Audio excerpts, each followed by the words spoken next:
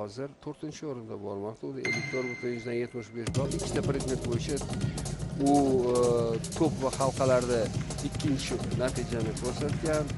Birinchi o'rinda Marina Borisova, u ham Rossiyadan, faqat Rossiya bayrog'i ostida chiqmayapti. U demak Bulava va tasmalarda birinchi o'rinni egallagan, 56,95 ball.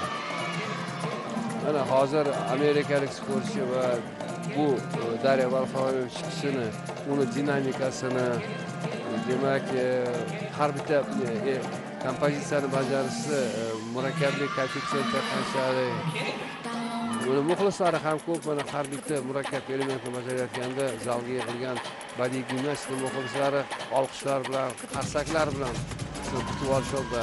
2, 3, 4, 5, 6 vertikal shpagatda muvozanatni yo'qotmasdan.